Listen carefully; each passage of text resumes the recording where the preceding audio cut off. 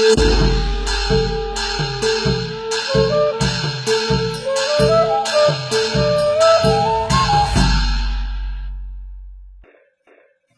မာနိုင်ငံမှာရှိတဲ့တိုင်းရင်းသားလူမျိုးစုတွေအကြောင်းတင်ဆက်ပေးနေတဲ့ Minority Report Program ကနေဒီတစ်ခေါက်မှာတော့ရခိုင်ပြည်နယ်မြောက်ပိုင်းမှာရှိတဲ့တက်လူမျိုးစုတွေအကြောင်းကိုတင်ဆက်ပေးတော့မှာဖြစ်ပါတယ်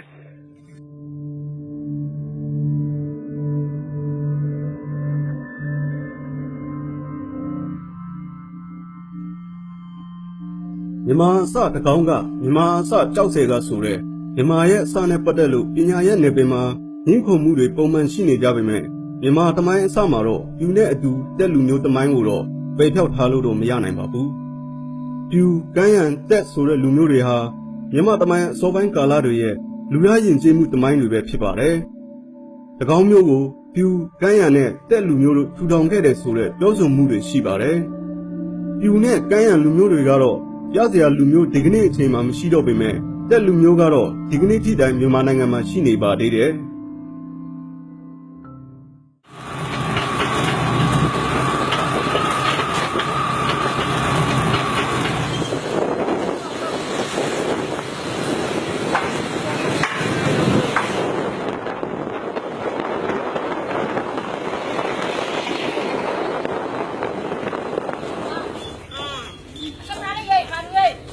လေးတော့ကပြင်းနေတာစားပါတိုင်းဘူးဟာမင်းရဆွဲရင်မဒီမှာမျက်စိကင်းလို့ထားနိုင်အေးမထားနိုင်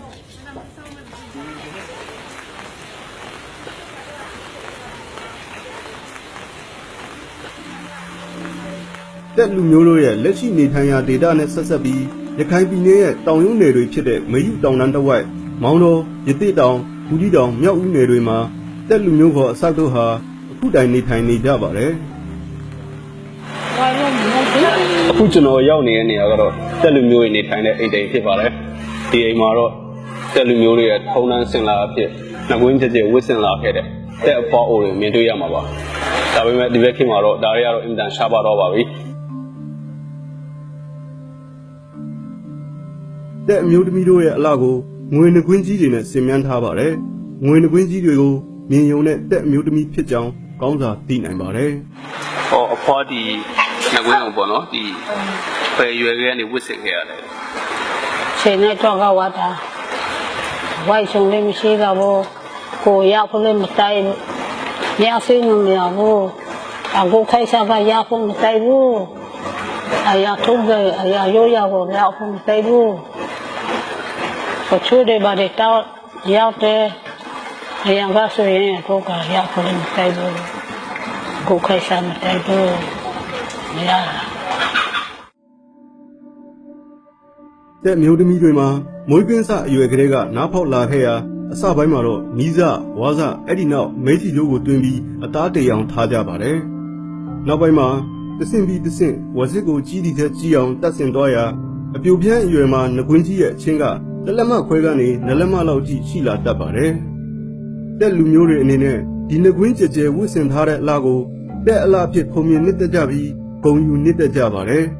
ဒါတွေကတော့တက်လူမျိုးတွေရဲ့တိတာထင်ရှားတဲ့ရိုးရာဓလေ့ထုံးစံတစ်ခုဖြစ်ပါတယ်အမေဒီပေါ့နော်နှစ်ပေါက်ကျဲပေါ့နော်ဒီမျိုးဝစ်ဆင်လာတာပဲရွယ်ခဲ့ရနေကိုနိုင်ကပါခြေလာတရားဟန်ကိုနှစ်တောင်းကိုနှစ်ပေါက်ကိုနိုင်ကပါရိုးရာဓလေ့ထုံးစံရပါရှိလို့အမေဖေကလေးရပဲဝိုက်တယ်ဒီကိုလေးရပဲဝိုက်တာလေမွေးဖေးတယ်လည်းဘာကြောင့်ဝက်ခိုင်းတာလဲဟုတ်တယ်ဒီပဲတော့ကွာအဂီမပဲဝိုက်တဲ့ကိုမအမေကလေးဒီအမေဝိုက်တဲ့နုဝိုက်ဖေးစလို့ထိထားတဲ့ကျွန်တော်ကလေးဒီလိုနှစ်ပေါက်ကျဲဖြစ်တော့အကြောင်းဘလို့ဖြစ်တော့လဲပေါ့နော်ဖြစ်တော့ပုံစံဝလုံးရှင်နဲ့တဖေးရှင်နဲ့ကတဖေးရှင်ကတဖေးရှင်ရပတ်ကြလာစားပထမခါကြီးရှင်နာနောက်တဆက်ကြလာနိုင်ဝလုံးရှင်နဲ့ဝလုံးပဲရှင်နဲ့ไม่พาอะไรเลยก็อย่าไปใต้ลูมิวมาพระกุศิโครามน่ะเนี่ยตอนนั้นนับบอกว่าจีริพายอากุตอกะอังนี้เสติยาขาวายิมาติกะอังนี้แต่จีกะจีเนี่ยข้างตะไทยสักไกยันน่ะต้องมวัดที่ทอดที่ลูอยู่กุศลข้างตะไทยสักไกอากุกะมะกายาตะพิเชีย ဖရာကိုရှိခိုးစာအမျိုးဆိုင်ဖိုင်လို့ရပ်ပိုင်ခိခုရထူရှာတဲ့ဘောက်ကိုကျေရစရာပါလူမျိုးဖိုင်လို့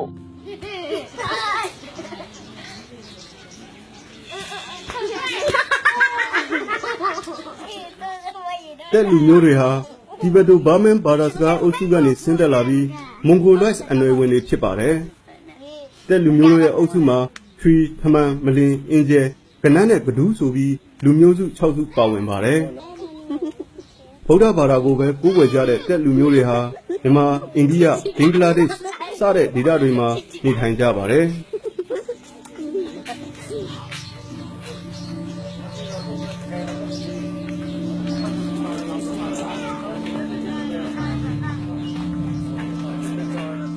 ပမောက္ခလူစစ်အဆိုအရတက်လူမျိုးတွေဟာမြန်မာပြည်မှာတိဘက်တိုဘာမန်စကားပြောတဲ့အစောဆုံးသောအုပ်စုဝင်တွေဖြစ်ပါတယ်။တက်လူမျိုးတွေဟာတက်တမ်းမြင့်မာဝင့်ကြွားဆရာကတော့သူတို့ကိုသူတို့အစလို့လဲခေါ်ကြသလိုအတက်လို့လဲခေါ်နေကြတာပါ။သူတို့ဟာဗုဒ္ဓမြတ်စွာဘုရားရှင်ရဲ့မျိုးနွယ်ဖြစ်တဲ့တက်ကြမျိုးနွယ်ဝင်တွေဖြစ်ကြတယ်လို့လည်းယုံကြည်နေကြပါတယ်။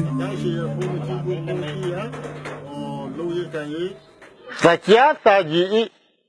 ကိုဟာကိုအဆက်ဆိုတာကိုဒုကနိုင်ဒီလေအဆက်ဆိုကြတာကိုအဲ့ဒါကကျွန်တော်တို့မကဘလို့လဲဆိုတော့အဆက်ဆိုတော့ကရှေးကြလူမျိုးအဲ့လိုရှိတယ်ဆရာဒီအတန်လေးမှာအဆက်ဆိုတော့ကရဲတီမှုကိုပြောတာအဆက်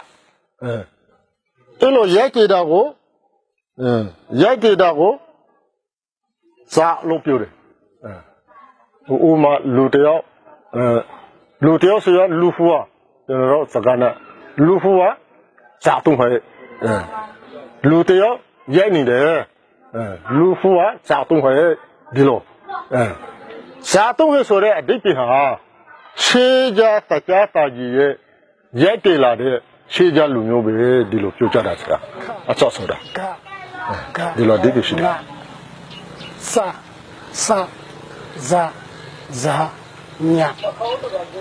တာခဒါနာရှာပါဒီကနေ့မြန်မာလူမျိုးဟာပြူတို့ရဲ့ဒလေးနဲ့ယဉ်ကျေးမှုကိုယူပြီးတွေးနှောခဲ့ရကပြူလူမျိုးပျောက်ကွယ်သွားခဲ့တယ်လို့ယုံကြည်ကြပါတယ်ပြူနဲ့အတူခေတ်ပြန်ရှိတဲ့တက်နဲ့ကမ်းရံတို့ထဲမှာတက်လူမျိုးပဲလူဦးရေနည်းနည်းနဲ့ကြံနေသေးပြီးပြူနဲ့ကမ်းရံဆိုတာလက်ညှိုးထိုးပြစရာကိုမရှိတော့အောင်ပျောက်ကွယ်သွားခဲ့ပါပြီတက်လူမျိုးဟာရခိုင်အုပ်စုထဲမှာလူနည်းစုလူမျိုးငယ်အုပ်စုအဖြစ်သာမထင်မရှားကြံရစ်နေပါတော့တယ်လူဦးရေကလည်း1000လောက်ပဲရှိတော့တာပါတက်တဲ့ပါကြောင့်အဲ့လိုလူရနေသွားလဲဆိုတော့နေသွားလဲဆိုတော့ကျွန်တော်ရဲ့ထင်မြင်ပြချက်ကတော့တက်တဲ့ကဥပဝေတနေရနဲ့AD တက်ရစုကနေဝင်လာတဲ့ချိန်မှာအဲ့တုန်းကတော့ဟိုပါပေါ့အခုလိုမော်ရယ်ကရှင်ရယ်ကရားရယ်ရခိုင်ရယ်လို့ခွေးရတာမရှိတယ်လူသားမျိုးနွယ်ချက်တစ်ခုပေါင်းစုပြီးတော့မှမျိုးရွာတိတ်ထောင်ပဲနေခဲ့တဲ့အချိန်ကာလပဲရှိတယ်မင်းကတက်မင်းကဖြူဆိုပြီးတော့မှအဲ့လိုခွဲကြတာမရှိဘူးအဲ့ကနေပြီးတော့မှအဲ့တကောင်မျိုးတွေကပထမတကောင်ပြောပြည့်စည်သွားတယ်နောက်ဒုတိယတကောင်ပြည့်စည်သွားတယ်အဲ့လိုပြည့်စည်တဲ့အချိန်မှာအဲ့လူသားတွေကတပွဲတပြားပေါ့သူအုပ်စနေသူကွဲသွားတဲ့အခါကျတော့သူကရှင်းတောင်ပေါ်ရောက်တဲ့လူတွေကရှင်းဖြတ်သွားရှမ်းပြည်နယ်ရောက်တဲ့လူကရှမ်းလူမျိုးဖြတ်သွားဟိုကရှင်ပြည်နယ်ရောက်တဲ့လူကကရှင်လူမျိုးဖြတ်သွားဘာဖြစ်လို့ပြောရလဲဆိုလို့ရှိရင်ဒီနေ့ချိန်ထိကရှင်တိုင်းရင်းသားတွေဘာသာစကားအရှိုးစကားလုံးတွေကကျွန်တော်တက်စကားလုံးတွေတက်ဘာသာစကားလုံးတွေနဲ့ဒီနေ့ချိန်ထိတူနေတာရှိပါတယ်နောက်ပြီးတော့ရှင်းတောင်ပေါ်မှာရှိတဲ့အရှိုးဆိုတဲ့ရှမ်းလူမျိုးတွေကျွန်တော်ရဲ့ရန်ကျင်းမှုတွေနဲ့ငကွင်းရန်ကျင်းမှုတွေအကုန်တူပါတယ်နောက်ပြီးတော့ပြည်သူတွေဘာသာစကားလည်းထက်တူနေပါဒီနေ့ရှင်တွေရှိတဲ့ရန်ကျင်းမှုတွေလည်းထုံနှန်းဆန်လာတယ်အဲ့တိုင်းရှိတဲ့အားကြောင့်မလို့သူတို့ကတက်ဆိုပြီးတော့ပျောက်သွားတာပေါ့အဲ့ရနဲ့တစ်ဖြည်းဖြည်းတက်ပျောက်ပြီးတော့မှအခုလူနေစုအနေနဲ့တက်တွေကအဲ့လိုကြံနေတာလို့ကျွန်တော်အဲ့လိုပဲတင်တယ်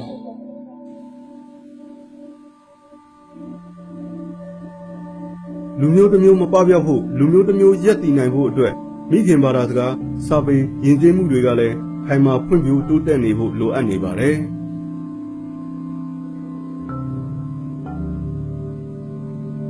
ဒါပေမဲ့မဖွံ့ဖြိုးမတိုးတက်သေးတဲ့ရခိုင်ပြည်နယ်မြောက်ပိုင်းမှာနေထိုင်ကြတဲ့ တဲ့လူမျိုးတွေအတွက်ကတော့ခေတ်ပညာတွေကိုသင်ယူနိုင်မှုအားနည်းသလိုစီးပွားရေးကျက်သေးပြီးအဖက်ဖက်ကလိုအပ်ချက်တွေကြောင့်ကိုယ့်ရဲ့သမိုင်းကိုယ့်ရဲ့စာပေတွေကိုလေ့လာအားထုတ်မှုမရှိနိုင်ပါဘူး ဒီကအလောကစီဝါရဲတွေရှိလို့စာပေနဲ့ယဉ်ကျေးမှုတွေလည်းနောက်နေ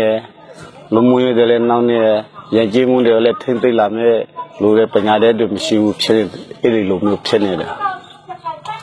ဒီကစာဝတ်နေရေးစင်ဒီခါကျပညာရေးအားမပြီးနိုင်အဲ့ဖက်ဘက်ကိုအားပေးလို့မရဘူးဖြစ်နေတယ်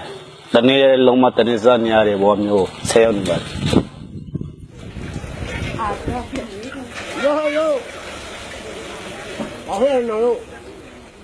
ဒီလိုလူမှုရေးပညာရေးကျန်းမာရေးစီးပွားရေးဖက်ဖက်ကနှိမ့်ကျနေတဲ့ကြားကလူမျိုးမပပြောက်အောင်တက်လူမျိုးတွေဘာတွေလုပ်နေကြပြီလဲတက်လူမျိုးတွေပျောက်ကွယ်တော့မဲ့ချိန်တွေနဲ့ရင်ဆိုင်ရတဲ့အချိန်မှာလူမျိုးကိုပြန်လဲထိမ့်သိမ့်ဖို့အဓိကလိုအပ်ချက်ကတော့စာပေနဲ့ယဉ်ကျေးမှုပဲဖြစ်တယ်လို့ယူဆနေကြပါတယ်ဒါကြောင့်တက်လူမျိုးတွေဟာစာပေနဲ့ယဉ်ကျေးမှုကိုအကောင့်ထဲပေါ်ဖို့ကြိုးစားနေကြပါပြီ လူမျိုးတစ်မျိုးရက်တင်နိုင်ဖို့အတွက်စာပေဟာထိတိုင်းကအရေးကြီးပါတယ်စာပေမရှိရင်ဘာသာစကားပျောက်မယ်ဘာသာစကားပျောက်ရင်လူမျိုးပျောက်ပါစာပေနဲ့ဘာသာစကားရက်တင်နိုင်မှသူရဲ့ယဉ်ကျေးမှုတည်တည်ထုံးတဲ့တွေကိုပို့ဆောင်နိုင်တယ်အဓိကစာပေပေါ့စာပေကနံပါတ်1စာပေအားကြောင့်မလို့ကျွန်တော်ဒီတိုင်းရင်းသားစာပေကိုကျွန်တော်မဖြတ်မနေပို့ထုတ်နေရခြင်းဖြစ်ပါတယ်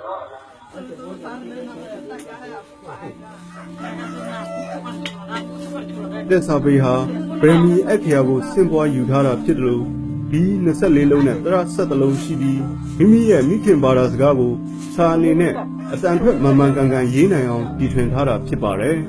။တက်တိုင်းသားစာပေနဲ့ယဉ်ကျေးမှုအဖွဲ့အနေနဲ့တက်စာပေပြန့်ပွားဖို့လှုံ့ဆော်နေတဲ့အကြောင်းကိုတော့ဦးလွန်းစိန်ဦးကပြောပြခဲ့ပါတယ်။ ပြန့်ပွားဖို့အတွက်လုပ်နေတာကျွန်တော်ပြောမယ်ဆိုလို့ရှိရင်နှစ်လောက်ပဲရှိပါသေးတယ်။ဒီရောက်မလုပ်နိုင်သေးဘူး။ပြောမယ်ဆိုလို့ရှိရင်ပတ်စံပေါ့စာအုပ်ထုတ်ဖို့အတွက်ပတ်စံနဲ့လိုတယ်နောက်ပြီးတော့ရွာတွေမှာဒီပြဆရာခံဖို့အတွက်ဒီပြတွေခံဖို့အတွက်လာစားတွေပေးဖို့အတွက်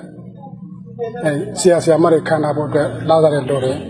အဲ့လိုအခက်အခဲတွေအများကြီးပါပဲဒါပေမဲ့ကျွန်တော်မှရှိတဲ့အခက်အခဲကတော့အဲ့ဒါကိုခဏထားပြီးတော့မှကိုယ့်ရဲ့စာပေကိုမပြတ်ပြတ်အောင်ဘယ်လိုသင်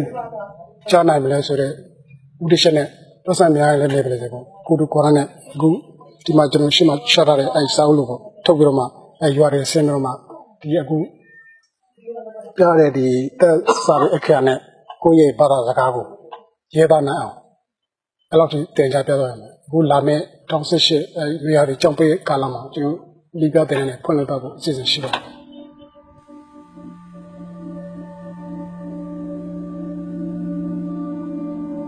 တက်လူမျိုးတွေမှာ